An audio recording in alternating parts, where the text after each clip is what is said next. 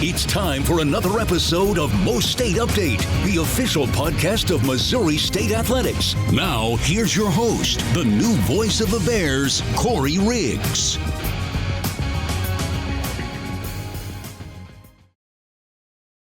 Hello, everybody, and welcome back. It's time for another installment of MoState Update, the official podcast of Missouri State Athletics. My name is Corey Riggs. Thrilled to be back with you here for episode number 28 in our usual spot here inside Suite 13 at Great Southern Bank Arena. First and foremost, let me start by saying happy homecoming week, everybody. There is a ton of stuff going on campus this week, and at the end of the show, we will run you through kind of the highlights of those different events that you might want to come and take part in if you're coming back to the 417 to help us celebrate the 2025 Welcome Home Homecoming celebration here on Missouri State's campus. What do we have on tap for you for today's show? Well, speaking specifically about homecoming, we're going to sit down with the Director of Athletics here at Missouri State, Mr. Patrick Ransdell, to talk about homecoming week activities, the Bears matchup with UTEP, and how the Missouri State football season has gone to this point, with them already reaching 6 wins on the season and ensuring themselves no worse than a 500 finish to their first ever season as a member of Conference USA and playing FBS football. After that, we're going to turn our attention to men's basketball and talk to, in my opinion, one of the all-time greats in Missouri State basketball history. He has had a prolific career overseas a number of years now, and he is going to be here for homecoming this week. We're talking about number 34 in your program, number 1 in your heart, Kyle Weems. Really excited to chop things up with one of the best ever to wear maroon and white. Talk about his time here at Missouri State, his career since then, and what his future plans are. Thrilled that he is coming back to Springfield for homecoming, so it'll be a special opportunity to sit down and talk to him. That's what we've got for you on this episode of MoState Update. We'll take our first break. When we come back, it'll be time to talk to the AD, Patrick Ransdell, on this episode of MoState Update.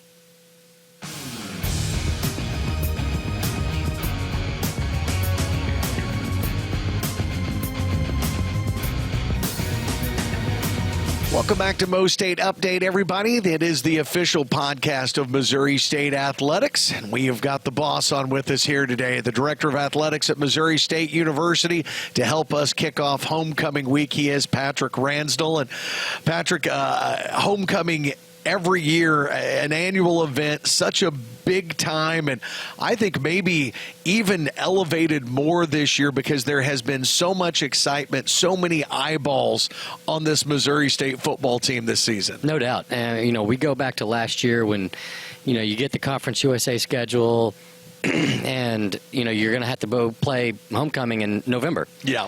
So we're used to it being in October, and how's this November thing going to go? And we've had such a great season, and we got the community fired up for MoState football. And now this weekend is going to be beautiful. It's going to be in the 70s on November 15th. So it could not have worked out any better. We got tickets moving right now, and we expect a great crowd. Our students are fired up. And so we just could not be more excited to have a unique event such as homecoming, unique to college athletics, to just the pageantry of college football. And it's going to be a great Saturday. There's so many great events going on. Every year, Missouri State recognizes the 50th anniversary of a class. So the class of 1975 here is going to get recognized. Missouri State football, the 1990 team, is going to have a reunion.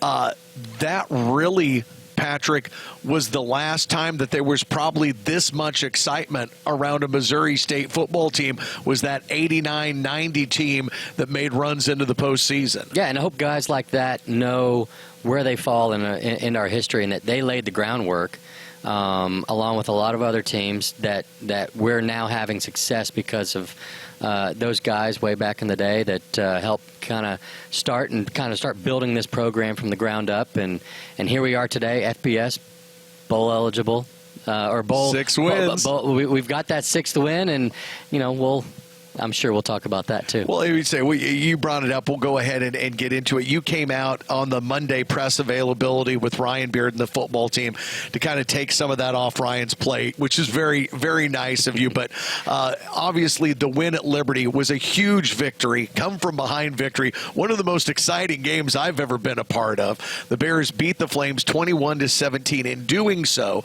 they secured themselves of no worse than a 500 record this season. For all intents and purposes, they're going to have a winning record this year, but they got to 6 wins. Now, everybody in college football knows at the FBS level, you get to 6 wins, you are #bowl bound at that point in time. But with 82 teams needed for bowls, and because Missouri State just moved up, this is all part of the process. We were not a postseason team last year, our last year in FCS, and we would have been. Teams that we beat, like Tennessee Martin, ended up getting a playoff spot because the Bears, because of the transition, weren't eligible. Now this year, for all intents and purposes, the rule is you are still not eligible to play in the postseason, but there is some math and some things that you can do to try and ensure that at least the Bears will get a look when the season is all said and done. Yeah. So, you go back in time decades ago, and this rule, this 2-year kind of moratorium on being able to go to the postseason, is put into place on teams. And at the time, you had roster. You could only sign so many kids in a given year. Yeah. It took a really long time to build a roster, and when you're going from 60-something scholarships to 85, it takes a while, and to avoid teams cutting corners and being able to do things that maybe they shouldn't. We'll give you grace and give you a time period to where you can build it the right way. Well, obviously, things are different now. And so that way of thinking is a bit antiquated. And so now we could rebuild our roster in about a week. So, a lot of teams have in the last couple of years. And are going to be doing that in the future. So, it's disappointing that rule is still in place. I mean, obviously, other schools have had to go through it. Jacksonville State, Sam Houston State, everybody who's moved up, everyone's had to go through this. So it's not like it's a surprise. You kind of know what you're getting into. But if we really are talking about the student athlete, right, the NCAA is and college football and all of our sports are all about the student athlete, right? So if we're really about the student athlete, the only people being hurt by this, guess what? Are our student athletes. Are the student athletes. So that's what is probably the most frustrating thing, and we will file something, and we'll see where it goes. I'm not overly optimistic, but to my knowledge, every school that has, and you listed a bunch of them, Jack State, James Madison, have put in for this waiver to the NCAA to be considered bowl eligible in a transition year. None of those have been granted in the past, but I think most people now, Patrick, kind of hanging their hat on with so much coaching turnover, with so many teams that will lose half their team into the portal, getting to 82 teams to fill all those bowl games from Thanksgiving through New Year's Day, sometimes teams just have to say no. They may be bowl eligible, but a coaching change, a lot of players going to the portal, they can't field a team. We saw that happen last year with Marshall. Yep, there's no doubt. And this thing, it's going to be funny. The next couple of weeks are going to be just so interesting, right? Oh, yeah. And I want our football team to focus on what they can control, right? And that's winning games. And I want Coach Beard and I want his players and our football staff, go worry about that. Let us worry about some of this other stuff, right? We'll do some scoreboard watching. We'll start making calls and all that type of stuff as we need to. But I mean, the next couple of weeks, there were some games last night that were impactful, right? Yeah. And I don't want to, call anybody else out. But there were some games that there was one at least went our way last night. Yeah. We're going to play this game all the way until that final weekend, and potentially late into the night and into that Sunday, as we kind of move forward with this, and hopefully there's a spot for us, and they could tell us to go, play in Anchorage, Alaska. We'll go throw the football down and we'll play. Well, you just tell the Bears where to go. We'll play. Ryan said we'll go play in a parking lot. There's no doubt about it. The other day, we don't care where it is. So flip from that now to this week. A very big game with UTEP, an Ever Conference USA game and homecoming, 2:00 on Saturday at Plaster Stadium. Obviously, everybody knows homecoming court always gets announced at this game. That'll be at halftime. But what else should people be on the lookout for, other than the fact that you've dialed up a great weather day for a November homecoming? Well, with the weather, I'm just going to take the rest of the week off. I've done my work, but it's going to be a great day. We got a parade in the morning, 9 a.m., and that is always a fun time. That'll kind of go down John Q. Hammonds and go past Glass Hall. Obviously got Bearfest Village. That'll be rocking and rolling. It's getting packed. Our student tailgate lot is going to be packed. I'm just really excited about where our student turnout can be this week. I don't know when the last time we've had a really good November crowd, but I'm very optimistic that this weekend is going to be a good one for the Bears and be able to showcase MoState football the right way as we kind of wind down a very, very, very successful season. No, it's been an incredible run so far, but I also think going back to the earlier point where we're talking about the bowl eligibility, the waivers, and everything else, 6 wins is nice. 7 wins will be better. 8 wins would be great. So it doesn't hurt to keep padding that resume as we head into the end of our first season of Conference USA football. There's no doubt. We want to play the greedy game, right? We're not going to be complacent at 6, and I know our team wants to tally up as many wins as they can because this is a historic season. Like we are now laying the groundwork for the next decade of MoState football. And these guys are going to be able to look back, 10, 15, 20 years from now when we honor these guys. Yep. Like we are the 1990 team this weekend. Be able to look back at this with a lot of pride that they were able to lay the groundwork for the next few decades of success for MoState football. No, it's definitely an impactful time with a great leader and a great group of guys in place right now with Ryan Beard and his coaching staff. There are a ton of other things going on this week. We happen to be recording this on Wednesday. It's signing day today. That's right. My phone just keeps lighting up. I think I've seen at least a half a dozen baseball signings today, right? Yeah, so, you're talking about the future of MoState football. Well, today's the future of a lot of our other sports, right? We're signing kids that are going to be with us for the next 4, 5, 6 years, and today starts the groundwork for a lot of our programs. Today's not football signing day. That's later, and we can get into that another time. But today we started signing, soccer players, women's soccer players, baseball players, basketball players. So we're just excited about that. The future's bright, and we just could not be more excited about the next few years here at Missouri State. Well, and another thing that I can't let you go without mentioning, you were a baseball guy. You were a baseball player in college in your time at Western Kentucky. I know you're a big fan of what Joey Hawkins and the baseball Bears are doing. And then for the second time in recent history, Ryan Howard, before him, now Drake Baldwin, ends up representing Missouri State as the NL Rookie of the Year with the Atlanta Braves. The former Bears catcher, not only does he win the award, but the man who had won it previously, who had been a Missouri State Bear, is the one that presents him the award. You guys, honestly, the Missouri State Athletic Department got about a 2 to 3 minute infomercial there that money cannot buy, Patrick. It was amazing. They were talking about being at SMS or Missouri State, playing for G, that Drake actually played on a scholarship that was funded by Ryan Howard. You just can't buy that kind of publicity. You can't. What a great day, not only for our program, obviously for Drake, but just to have those two guys be connected in that way in front of the country. And, you could not have two better representatives of Missouri State either. So those two guys, I've got the chance to talk to both of them. And great representatives. They love the Bears. Hopefully, we're actually going to be in Atlanta next weekend. Yep. So maybe we'll get to see them. And it's just a great thing because, we've got a lot of momentum with baseball right now. A ton. Moving into Conference USA, and you talk about some of our conferences, right? Some of this first year in Conference USA, we've seen some of our fall sports, maybe some of the teams are bigger, faster, stronger than maybe we might be used to, at least on the upper half of the conference. And, that's going to be the case in baseball, right? I mean, we're going to be facing this is a multi-bid league that is certainly going to be elevating our play on a national level.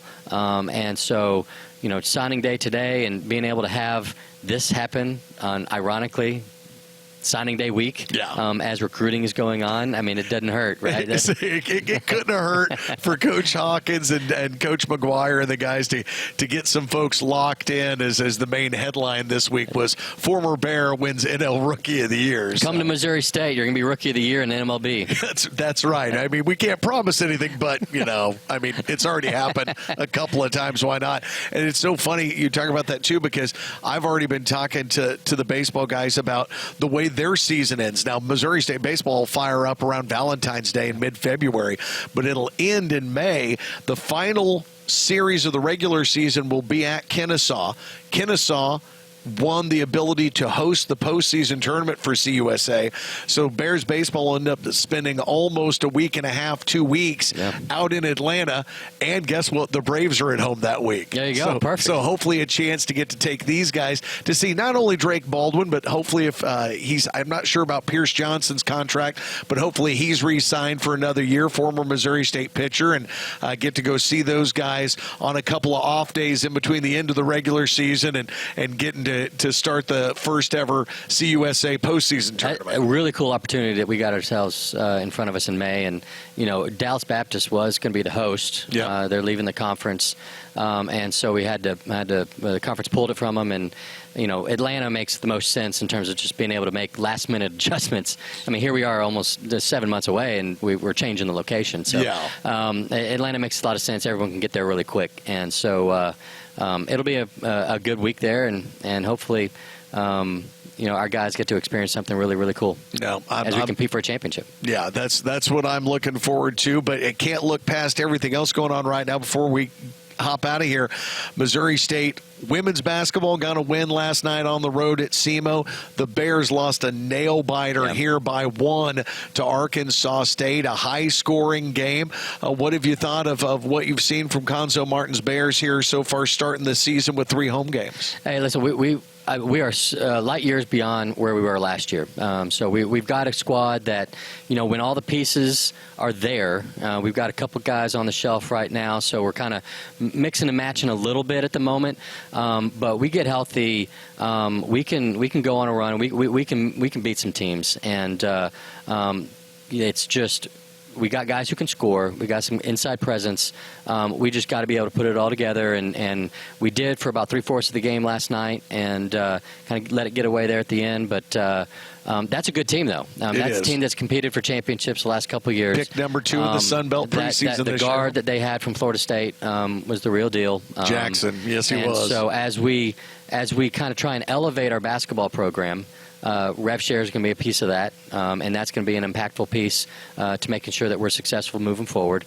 And then the Lady Bears, they're off to a great start, and they've got a good December schedule. Everybody is aware we got Arkansas, Kansas, and Gonzaga all here in the month of December. So they're trying to make sure that they've got their lineup set and feel good about who's playing with who right now as we kind of get further into November and turn the page to December. And hopefully we've got some good games there, and hopefully this whole place is packed for some of those games.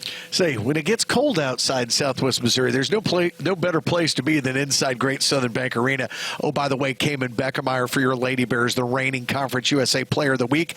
She had a double-double last night with, I think, 21 and 10. So maybe back-to-back Player of the Week nods for the former Republic Lady Tiger. We'll have to wait and see. But for right now, it's homecoming week. Patrick, I know you've got a lot to do, man. Thank you for the time. Appreciate it. We'll see you on Saturday. Missouri State Director of Athletics, Patrick Ransdell, joining us here on MoState Update. We'll take a break. More here in just a minute.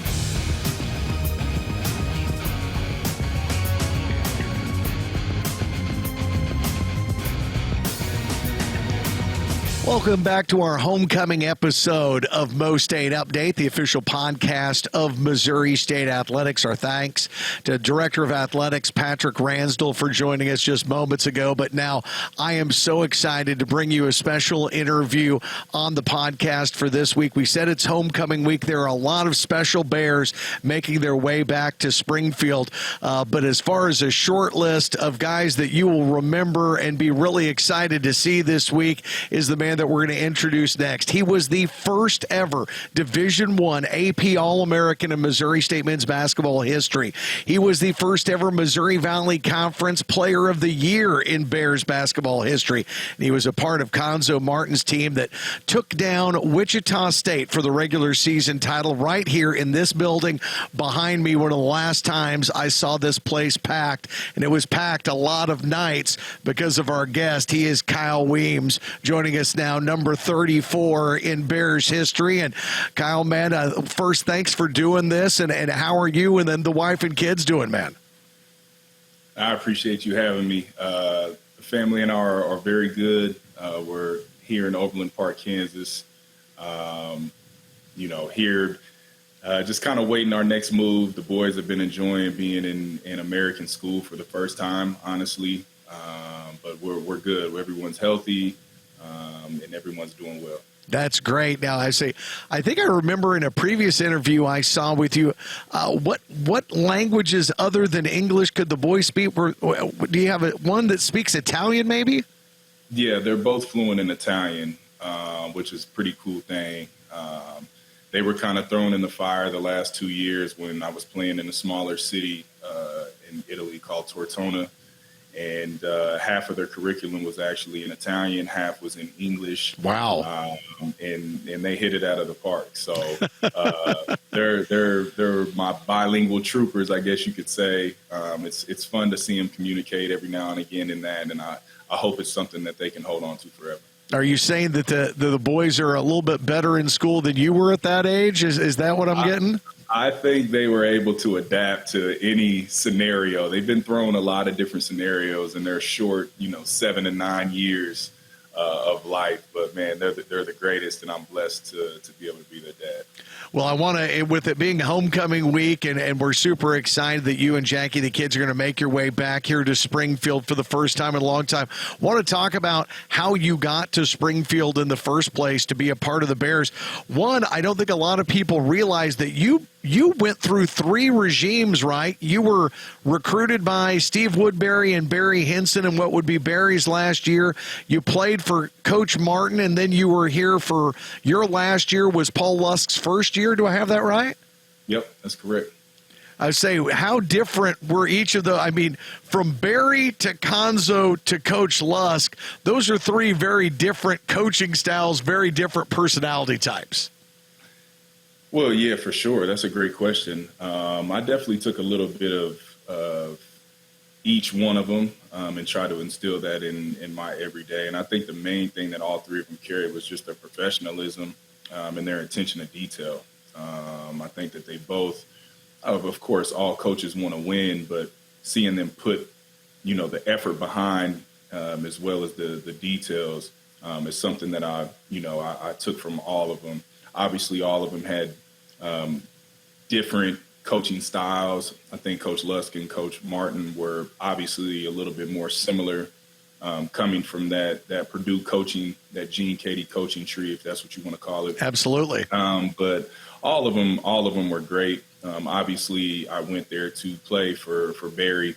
That was obviously the one of the main reasons why I went there, not to mention Coach Steve Woodbury, who coached me with Pump and Run and AAU, and as well as Missouri State at that time was arguably one of the best in the Valley, neck and neck with Wichita State, Northern Iowa, Creighton. They were always in that top 3, top 4 conversation.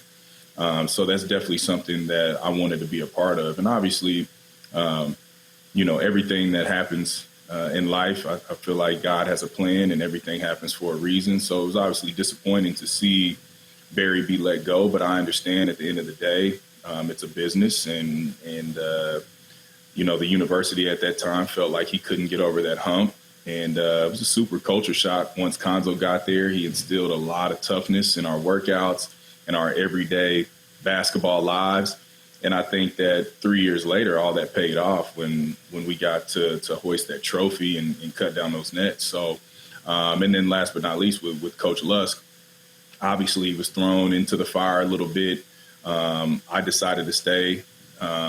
We had some other returners, but we had a lot of new players as well. I think he did the best that he could at that time. A lot of that also, players play, coaches coach. And at the end of the day, we dropped the ball on some of those wins. I believe we lost 5 in a row, and they were all pretty close. So we have to take some ownership on that too. And I still think about that senior season that I had to this day. But take a little bit from all 3 of them. Super blessed to be able to have played at least for 2 out of the 3. But we all know Barry was the reason why I went to Missouri State in the first place.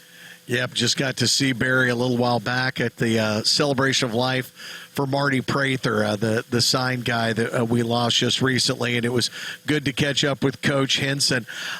Digging back into your bio, Kyle, and looking at how you found your way to Springfield, you talk about Barry and Steve Wardbury being pivotal in your recruitment and bringing you here, the level that the program was at then, and that's when the Valley was at its pinnacle with the Bears, with Wichita State, with Creighton. But you had family that had found Springfield long before that too, right? Did your dad play here in town? Yeah, my dad played at Drury back when they were in the NAIA. He was a part of that national title team in 1979. Mm-hmm. And then also my grandfather, Charles Weems, who was a umpire in football and also a basketball referee with the MIAA, with the Big 8, with the Valley. He was all over the place, and he spent a lot of time in Hammond Student Center before I even knew what Hammond Student Center was. So it's kind of crazy how life works. Obviously having those ties to Springfield before I even knew that I was going to be a child, a basketball player, any of that stuff. So, but I think it's really cool and it's unique in its own. So when you think back on your playing time here, and we've talked about the coaches and how different they were, but the guys that you used to play with, how many of those guys do you still stay in contact with? Obviously, you've had a lengthy basketball career that has been overseas for the most part as a professional, so you don't get to spend a ton of time at home. You're overseas a lot. How have you tried to keep in touch with any of those guys? Well, obviously phone calls or Facebook messages. The guys that I probably have been able to keep in touch with the most are, the guys on that starting lineup during my junior season. So obviously Will Creekmore and Jermaine Mallett, Adam Leonard, tap in with Nafis Ricks every once in a while, as well as Keith Pickens.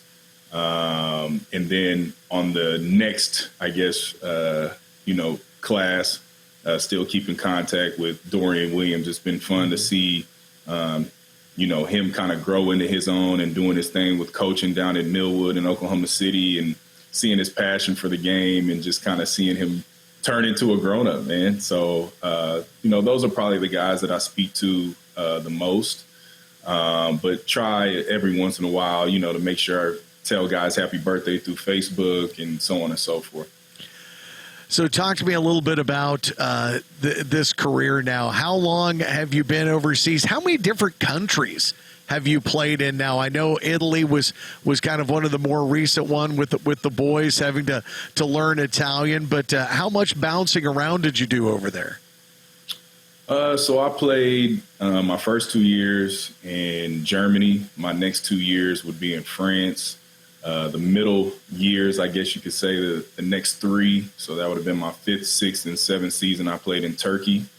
And my last 6 seasons I played in Italy. So kind of differences in not only the basketball side of it, but obviously the culture and living. But loved my time in all of those countries. And it's been a blessing to kind of, not only have my kids born there. My oldest was born in Strasbourg, France, near the German border. My youngest was born in Istanbul, Turkey, which was an experience in itself.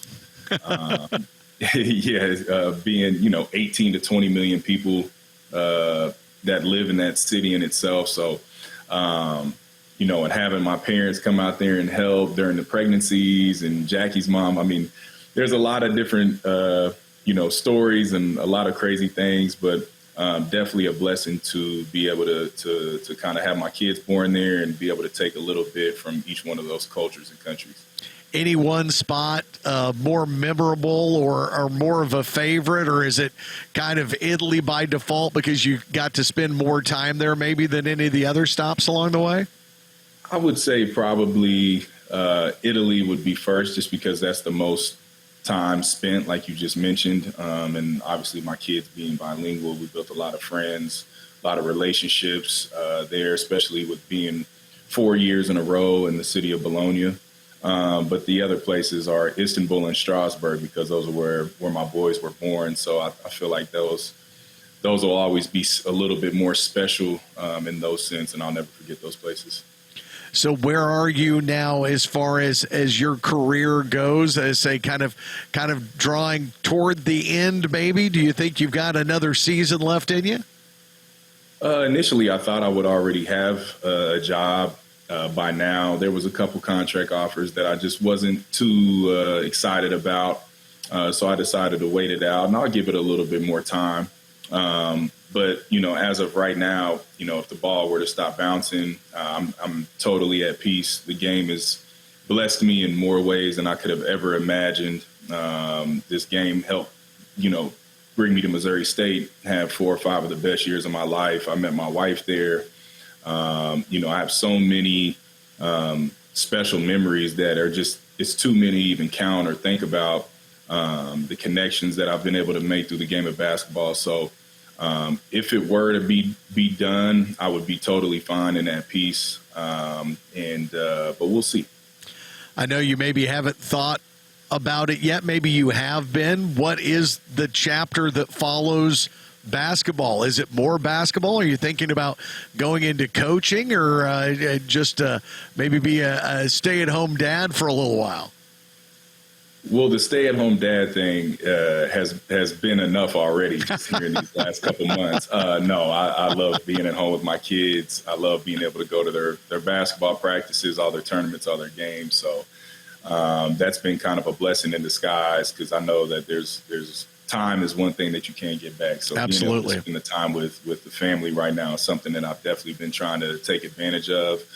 But as of right now, I'm kind of leaning towards being a sports agent on the basketball side, just a way to, be around the game, use the connections that I've been able to make during my playing career, whether it's, coaches over there, over here, teammates over there and overseas or back home, and just everybody, try and use those connections to the best of my ability and be a good representative of talent, because I felt like I had really good representation both here in the States early on when I still was making a push for the NBA and also overseas. So that's kind of what I'm leaning towards. Obviously, I love to talk. I'm a people person.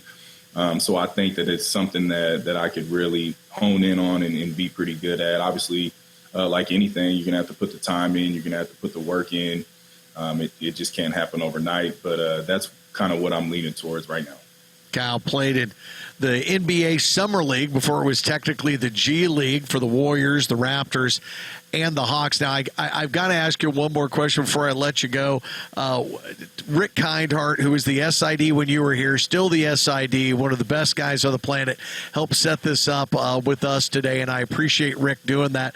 But he reminded me of a story, Kyle, that I had forgotten about, which was, back in the day, I listened to Jim Rome religiously. I was a clone. I was listening every day in the jungle, and he reminded me that they had a Kyle Week one year when you were here, and you ended up on the Jim Rome show for Kyle Week. What do you remember about that experience? It was awesome. I tried to tune in whenever I could. I had a cousin of mine, my cousin Buzzy Carruthers, who actually spent a few years there on the staff with men's basketball with Dana Ford over those last couple of years. But he was the one who trained me the most on the court. And whenever I'd be in the car with him, he'd always be listening to Jim Rome. So I kind of picked it up from him. And then when there was a Kyle week, a lot of the fans down there were making a push for me to get on. And then when I finally was on there, it was special. So giving a shout out to all the clones out there was pretty cool. I'll remember that. But Jim Rome obviously he's one of the best to ever do it in that field. And to be able to be on there was super cool. No, I say that is what I remember when it happened. Then I kind of forgot that it ever happened, and Rick brought it up today. I'm like, oh my gosh, that was an epic moment. But Rome definitely one of my favorites. So I understand you and the family are coming back this weekend. How long do you think it's been since you've stepped foot on campus? When was the last time you made it into town? Well, like I just mentioned, my cousin Buzzy was on the staff there, so I made it a point to get down there a few summers ago when he was there to get a workout in, kind of see the campus a little bit. And the campus is amazing. I mean, I can't even remember what the campus looked like when I was there because of how nice it was. So super cool to see just the elevation of the campus and how the school is growing and, the strides that they're taking. Super excited to get back this weekend and kind of see some familiar faces and see our football team do its thing. They've been doing a great job in their first year of being FBS. So just excited to get back there. Well, we're excited to have you back. Thrilled that you took the time to visit with us today, man. But safe travels to you and the family, and we'll look forward to having you back here and hopefully a big Bears win against UTEP. And for my money, when you pop your head in the arena, make sure and look up here because I'm pretty sure that 34 should be the next number that goes up in the rafters here. So you might need to pick out a spot where that banner is going to go, okay? I appreciate it. All right, man. The one and only Kyle Weems joining us here on MoState Update. We're going to take one final break and wrap this up here in just a minute.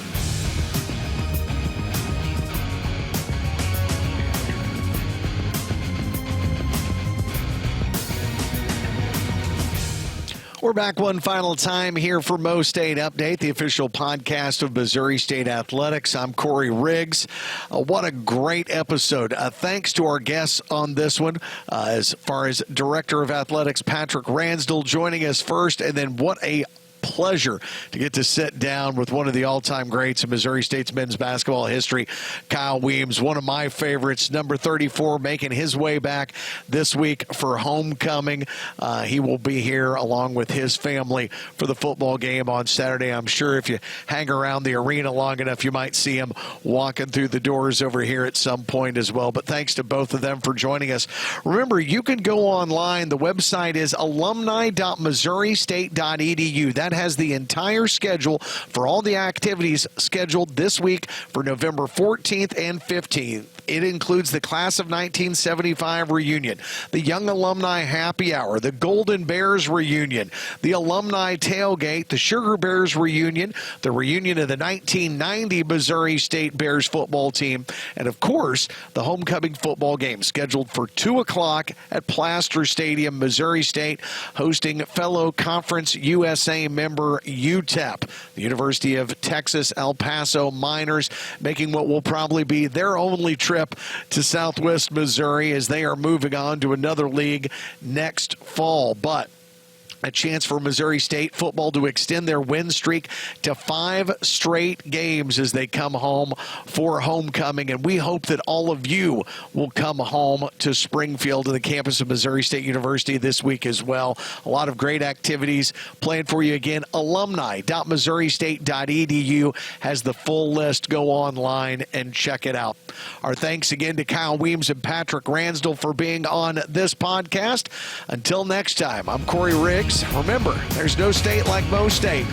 This has been the MoState Update. We'll see you next time. You've been listening to the MoState Update with Corey Riggs. The preceding has been a Learfield presentation on the Missouri State Sports Network.